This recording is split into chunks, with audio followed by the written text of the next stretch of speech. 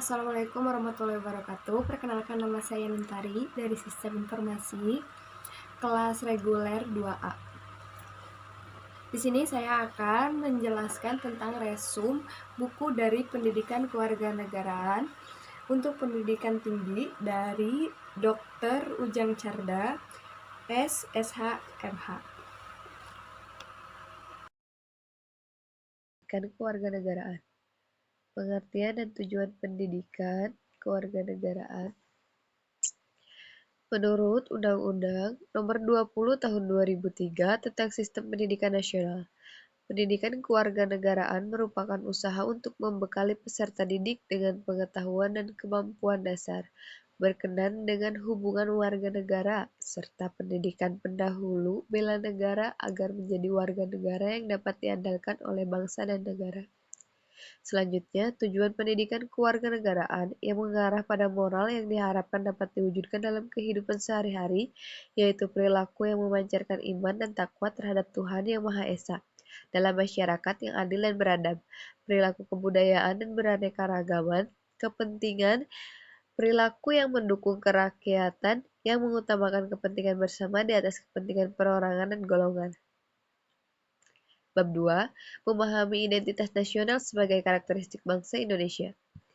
Menurut Ganeswara, bahwa identitas nasional merupakan manifestasi nilai-nilai budaya yang tumbuh dan berkembang dalam berbagai aspek kehidupan dari ratusan suku yang dihimpun dalam satu kesatuan Indonesia menjadi budaya nasional dengan acuan Pancasila dan roh Bhinneka Tunggal Ika, berbagai dasar dan arah perkembangannya. Pendapat senada tentang identitas nasional dikemukakan oleh Abidin, bahwa identitas nasional dapat diartikan sebagai jati diri bangsa atau kepribadian bangsa, identitas nasional yang satu dengan yang lain. Tentu saja berbeda, hal ini disebabkan oleh perbedaan latar belakang sejarah, kebudayaan maupun geografi. Bab 3. Memahami Pancasila sebagai ideologi bangsa dan negara. Pengertian Pancasila sebagai ideologi negara adalah nilai-nilai yang terkandung di dalam Pancasila menjadi cita-cita normatif di dalam penyelenggaraan negara. Secara luas, pengertian Pancasila sebagai ideologi negara Indonesia adalah visi atau arah dari penyelenggaraan kehidupan berbangsa dan bernegara di Indonesia, yaitu terwujudnya kehidupan yang menjunjung tinggi ketuhanan, nilai kemanusiaan, kesadaran akan kesatuan, berkerakyatan, serta menjunjung tinggi nilai keadilan. Pancasila sebagai ideologi negara yang berarti sebagai Pancasila bercita-cita bernegara dan sarana yang mempersatukan masyarakat perlu perwujudan yang konkret dan operasional aplikatif sehingga tidak hanya dijadikan slogan belaka. Bab 4. Memahami negara, konstitusi, dan warga negara. Negara merupakan integrasi dari kekuasaan politik dan merupakan organisasi pokok dari kekuasaan politik. Negara adalah alat atau agensi dari masyarakat yang mempunyai kekuasaan untuk mengatur hubungan-hubungan manusia dalam masyarakat dan menerbitkan gejala-gejala kekuasaan dalam masyarakat dan hidup dalam suasana kerjasama, sekaligus suasana antagonistis dan penuh pertentangan. Konstitusi adalah segala ketentuan dan tentang ketatanegaraan atau undang-undang dasar dan sebagainya. Konstitusi juga dapat diartikan sebagai undang-undang dasar suatu negara. Secara umum dapat dikatakan bahwa konstitusi disusun sebagai pedoman dasar dalam penyelenggaraan kehidupan negara agar negara berjalan tertib, teratur, dan tidak terjadi tindakan yang sewenang-wenang dari pemerintah terhadap rakyatnya. Tujuan konstitusi adalah membatasi tindakan sewenang-wenang pemerintah, menjamin hak-hak rakyat yang diperintah, dan menetapkan pelaksanaan kekuasaan yang berdaulat.